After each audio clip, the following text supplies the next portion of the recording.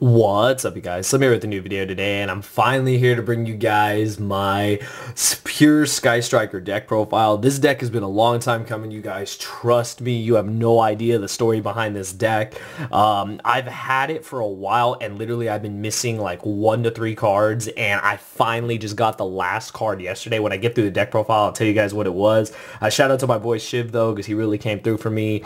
I had a really hard time acquiring this last card. It's kind of stupid when you think about it because it's not what you guys would expect, but I was able to get it yesterday. The deck, I've been proxying the card, and that's why I didn't want a deck profile. I didn't want to proxy any of the cards for this deck. But this is another deck that I have on the side. The competitive season is starting. I actually have a regional this Saturday in SoCal. I'm not going to let you guys know what I'm playing. You guys probably know if you've been following me on my community tab. But this is just another deck I have on the side. This could potentially be the deck I'm playing. This could potentially be a deck that I'm playing in another event or the 200th, etc., depending on the ban list. But anyways, before we get into the deck profile, I wish you guys would just do me a favor and give this video 50 plus likes. That's all I'm asking you guys, 50 plus likes, so we can keep doing more deck profiles and keep bringing you guys awesome Yu-Gi-Oh content. Be sure to click the notification bell to keep you up to date when I upload videos. But yeah, without further ado, we'll get into it. This is my take on pure Sky Strikers. Now, one thing I'll say is that my list is probably very different than a lot of people's you've seen. I've asked a lot of people like their opinions on the deck, and I wanted to bring you guys what I felt was the most put together version of the deck that I really like. So without further ado, we'll get into it. So of course we're going to start with the heart and soul of the deck, and that is of course 3-Ray. I don't need to explain that. This card is insane. This card literally does everything you could want it to do. It just dodges every hand trap known to man, and it's just insane. Its recursion ability is nuts. It combos with a couple cards in here like the field spell and other cards. I think this card is insane. This card carries the whole deck. So 3-Ray, staple.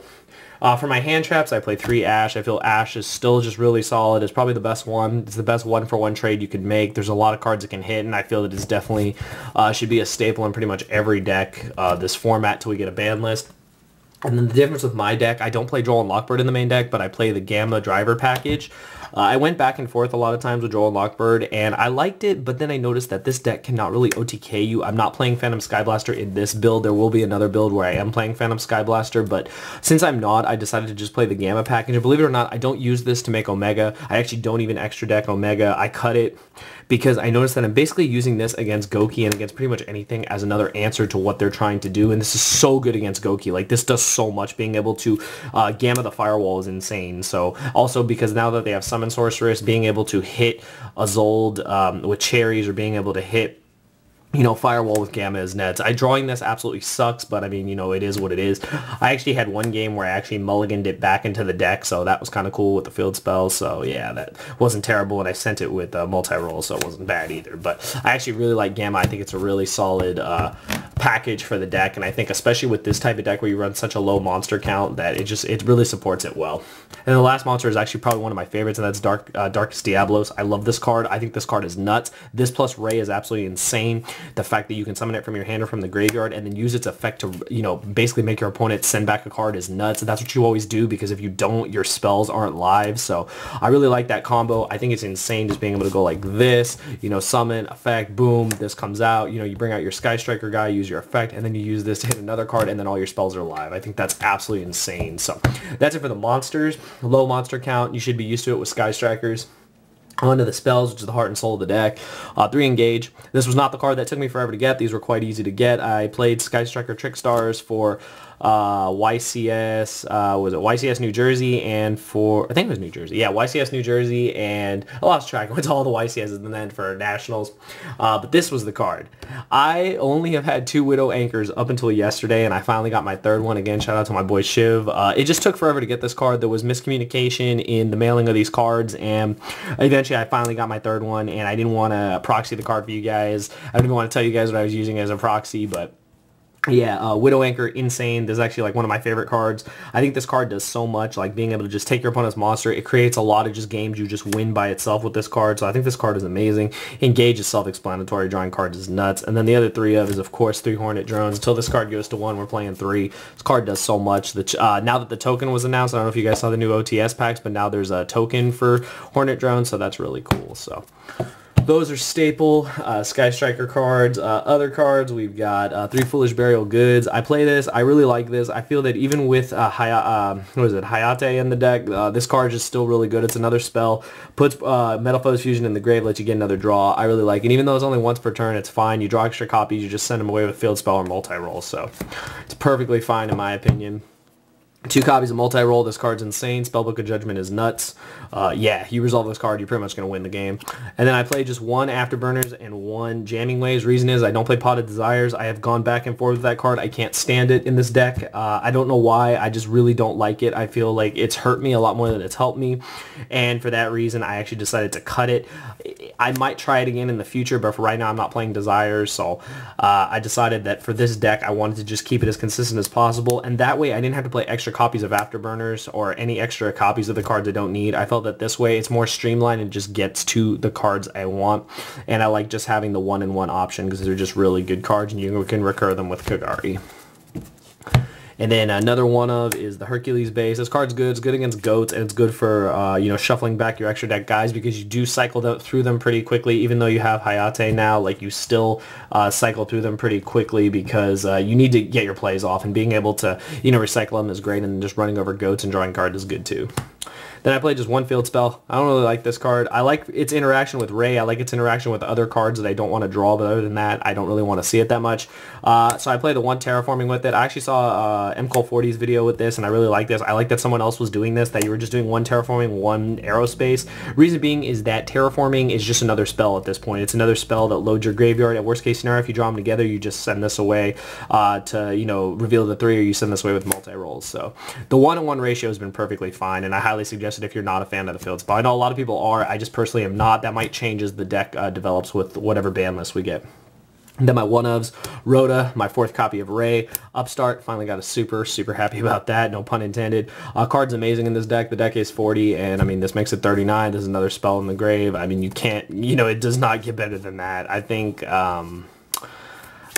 that you have to play this card. Even if you're playing like 40, 41 cards, this card is really solid. Then the Metalfoes Fusion, self-explanatory. It goes with the Foolish Burial Goods. Foolish Burial Goods has other applications too. I think a lot of people are just focused on Metalfoes Fusion. They're like, oh no, what if I draw Foolish Burial and Metalfoes Fusion? Well, you Foolish Burial one of the spells you need, and then you make Kagari and you add it back. So this card also, if you draw it, you can just send it off a multi-roll. You can send it off of Aerospace, the field spell, and it's still good. So I like this card a lot. And then Foolish Burial, because we're playing Diablos. I love opening this card. I love just opening this card and then just Foolish Burial, and then yeah, you know, we're there. Or if you open the token, you know, you open the Hornet Drones, you can Foolish Ray so that you get floaters going. So very solid. That's it for the spells. Basically, like, the whole deck is spells. And then for my traps, I actually play more traps, I think, than most people. I play 3 Impermanence and 3 Mind Crush. I know a lot of people are just on Mind Crush, but I personally love Impermanence. I think this card is nuts. It also gives me another hand trap, so in reality, I have the 3 Gamma, the 3 Ash, and the Impermanence, and I think it's just been really solid.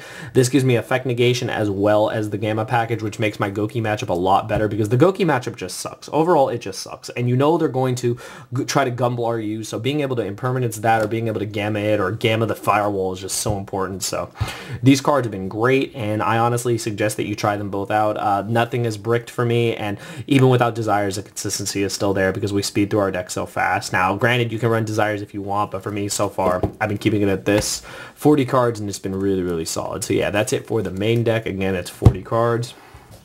Extra deck. Now, my extra deck, kind of standard, and there's some changes you can make if you want. I'll suggest some cards after my main list, but the ones that I feel are staple, you have to play the 3 Kagari, the 3 Shizuku, and the 2 Hayate. Hayate added a new level to the deck to where going second, you just, you can, attack, you can send your engage, you can then go Kagari, add it back, start doing plays, you can end Shizuku. You can go through all 3 in the first turn, and I think that's really cool.